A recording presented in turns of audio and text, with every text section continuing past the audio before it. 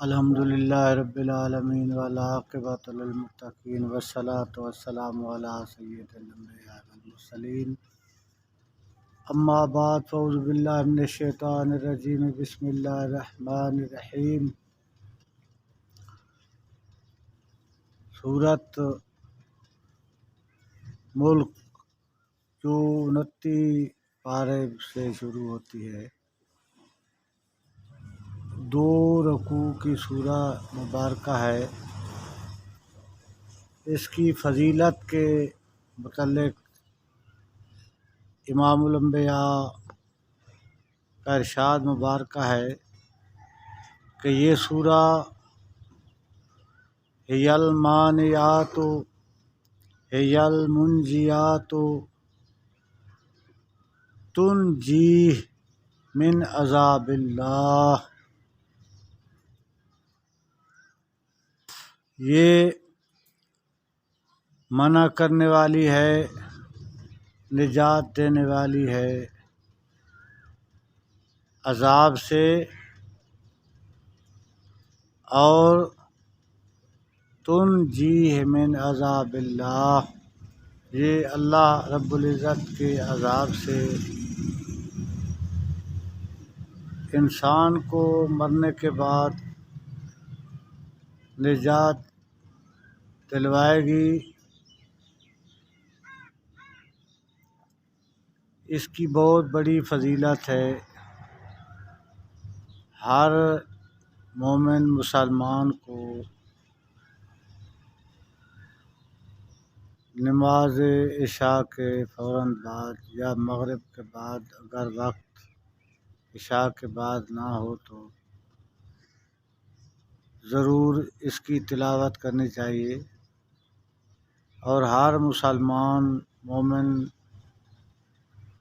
کو تلفظ کے ساتھ، بہتر تو یہ ہے کہ معانی کے ساتھ یاد کرنی چاہیے، اور ہر مومن اپنی نجات کے لیے اس کو وظیفہ بنا لے۔ صرف ایک روایت حضرت عبداللہ بن عباس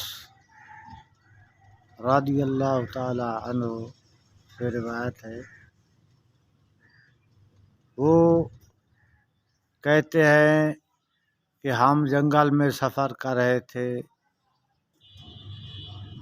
ایک جگہ پر ہم نے خیمہ لگایا اور اس جگہ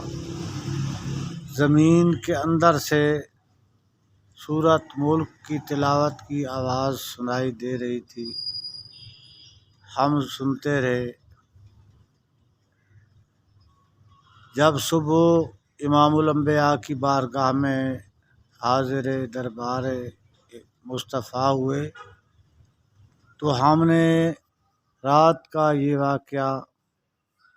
امام الانبیاء سے بیان کیا، تو امام الانبیاء نے فرمایا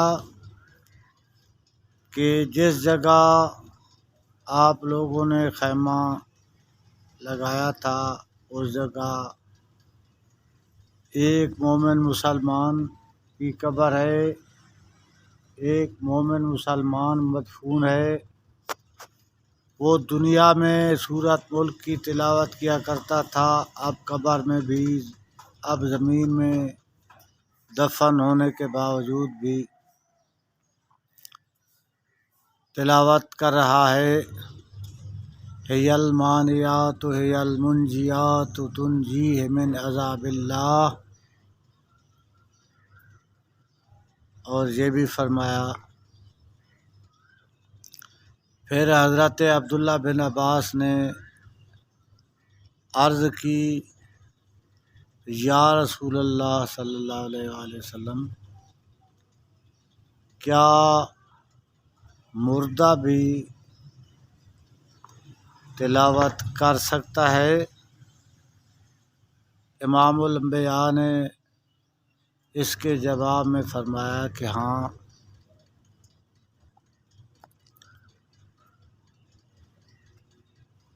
مردہ بھی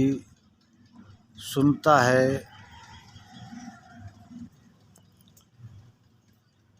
جب انسان اس دنیا سے رخصت ہو جاتا ہے تو وہ قبر میں عالم برزخ کی زندگی میں پھر سنتا ہے، بلکہ یسمع قرع نعالہم، وہ اپنے قبر پر جانے والوں کے پاؤں کے تسموں کی آواز بھی سنتا ہے۔ یہ حدیث پاک کے الفاظ ہیں، یسمع قرع نعالہم، کہ وہ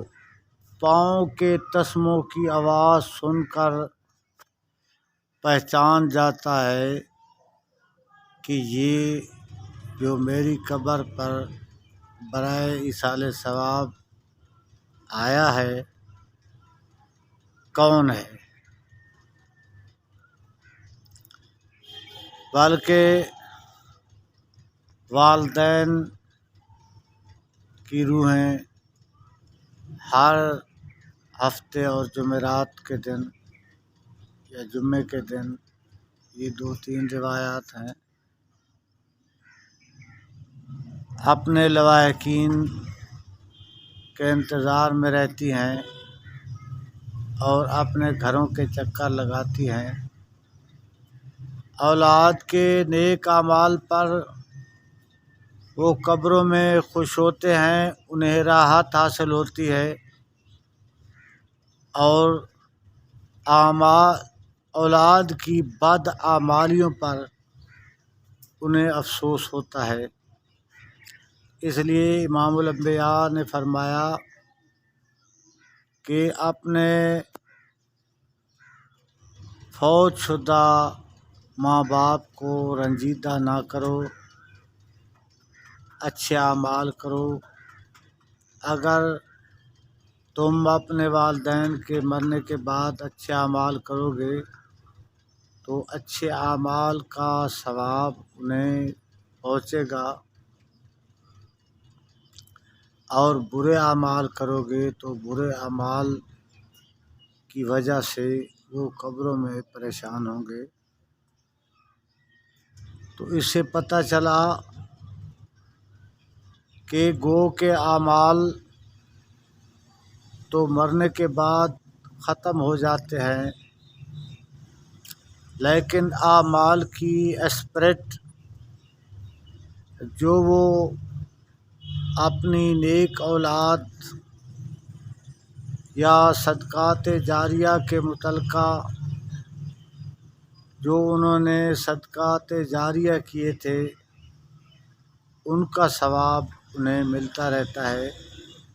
یا وہ کسی کو قرآن کی کوئی ایک آیت بھی پڑھا کر گئے، دین اسلام کی تعلیم دلوا کر گئے، اپنی اولاد کو حافظ قرآن عالم دین بنوا کر گئے، تو جب وہ پڑھتے رہیں گے، آگے پڑھاتے رہیں گے، تو والدین کو بھی ان کا ثواب ملتا رہے گا۔ اس لیے جب انسان اس دنیا سے رخصت ہو جاتا ہے تو ان کے اعمال منقطع ہو جاتے ہیں، مگر 3 قسم کے اعمال باقی رہتے ہیں۔ علم ينتفع بہ، جڑا نفع بخش علم، او والد صالح يدعو له، جڑی اسدی نیک اولاد جڑی انہاں واسطے مغفرت تے بخشش دی دعا کریندی ہے۔ صدقات جاریۃ، تیسری چیز صدقہ جاریہ، کوئی پانی کا نلکا لگوا کر گیا، کوئی کسی کے لیے راستہ کشادہ کر کے گیا، راستہ فراہم کر کے گیا، جتنے تک لوگ اس راستے سے گزرتے رہیں گے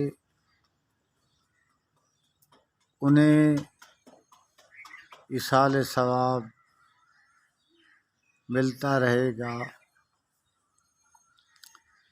اگر کوئی کسی بھی امر کا نیک نیت سے اعمال کر گیا تو اولاد و دیگر کے اعمال کا ثواب مردوں کو بھی پہنچتا رہے گا۔ دعا ہے اللہ تعالی ہم سب کو نیک اعمال کرنے کی توفیق عطا فرمائے۔ ہم نے اپنے ملک میں عدل و انصاف کا نظام تو دیکھ لیا، یہ بندہ ناچیز جو آپ حضرات کے سامنے موجود ہے، اگر اس کو انصاف کی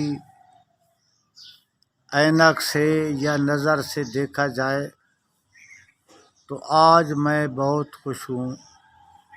اس لیے کہ میں نے خود اپنے ذہن میں یہ اندازہ لگایا ہے کہ میری طاقت سپریم کورٹ سے بھی زیادہ ہے، کیونکہ میں نے ایک سرکاری اراضی سے ایک چور کو پکڑا، 2 لاکھ کی اس نے چوری کی، اس کی ضمانت ایڈیشنل اینڈ سیشن جج نے بھی نہیں لی، اور جب ضمانت کینسل کی تو آرڈروں میں لکھا کہ اس نے 2 لاکھ کی سرکاری درختوں کی چوری کی ہے، یہ موویبل بیل ایبل نہیں ہے، یہ نان کاگنیزیبل کیس مقدمہ ہے۔ اس کی ضمانت خارج ہوئی، پھر ہم نے جان بوجھ کر اسے راستہ فراہم کیا کہ ہائی کورٹ میں جائے۔ وہ ہائی کورٹ میں گیا، 3 تاریخیں ہائی کورٹ میں بھی پیشی ہوئی، لیکن پھر بھی ان کی ضمانت کنفرم نہ ہوئی۔ 2 لاکھ کی سرکاری املاک کی چوری پر تو اربوں روپے کی چوری پر، اور 8 منٹوں میں 8 مقدمات پر ضمانتیں، اور بڑی ڈٹھائی سے یہ لکھنا کہ اگر کوئی قتل بھی کر دے تو اس کو گرفتار نہیں کرنا، اور اگر متعلقہ اتھارٹیز کچھ بھی کہیں، ہم 2-3 افراد کے نزدیک یہ کاگنیزیبل دفعات و مقدمات ہیں، یہ بیل ایبل مقدمات ہیں، یہ ہمارا اتھینٹک فائنل حکم ہے، بس اس پر عمل کیا جائے۔ تو میں بہت خوش بھی ہوں، خوش نصیب بھی ہوں کہ جس کے خلاف میں نے کارروائی کروانا چاہی، ایک معمولی چوری تھی، اس کی تو 14 جنوری 2023 سے اب تک کسی لوئر کورٹ یا عدالت عالیہ نے ضمانت نہیں لی، دعا ہے اللہ رب العزت عدل و انصاف ہمیں عطا فرمائے اور عدل و انصاف کے ساتھ اس پر عمل کرتے ہوئے ہمیں اس دنیا سے رخصت فرمائے۔ ان بڑوں کی روحیں، میں ایک دن شہر سے گزرا تو ایک دکان پر عطاء اللہ عیسیٰ خیلوی ایک فنکار ہے، وہ کہہ رہا تھا کہ خوشیاں مناؤ سجنوں آج فاروق مر گیا ہے۔ تو پھر میں چند دن بعد اپنے دو دوستوں کے ساتھ سرگودے جا رہا تھا، وہی ریکارڈ میں نے پوچھا کہ یہ کون فاروق ہے، کب فوت ہوا ہے، یہ کیا ماجرا ہے؟ تو مجھے بتایا گیا تو کہ فاروق تو ابھی زندہ ہے، یہ ویسے ہی کچھ کلام کے کچھ ان فحاشی کے کلاموں کے کچھ انداز ہوتے ہیں، یہ ان کا اپنا طرہ امتیاز ہے۔ وہ زندہ ہے لیکن وہ کسی کو کہہ رہا ہے کہ آج فاروق مر گیا ہے، کسی کو سنانے کے لیے، جلانے کے لیے یہ کہہ رہا ہے۔ تو ہم کسی کو جلانے کے لیے مرنا بھی قبول کر لیتے ہیں اور کسی کو آباد کرنے کے لیے مرنا تو کجا دوسروں کا جینا بھی حرام کر دیتے ہیں۔ تو چاہے جتنے بھی ہمارے ملک میں سیاسی ہیں، بدقسمتی سے یہ خود تو اس دنیا سے رخصت ہو جاتے ہیں بلکہ اپنی باقیات چھوڑ کر جاتے ہیں۔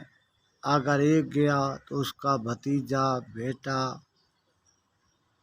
نواسا آ گیا، پھر اس پہلے کی روح اس میں آ گئی۔ یہ سلسلہ پتہ نہیں کب تک جاری رہے گا۔ انسان کی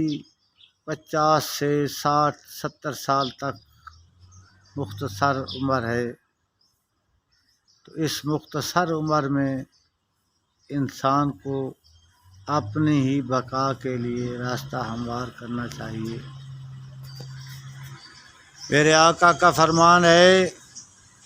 فالحرام لا یصیر حلالا وقضاء القاضی، کہ کوئی حرام کسی کے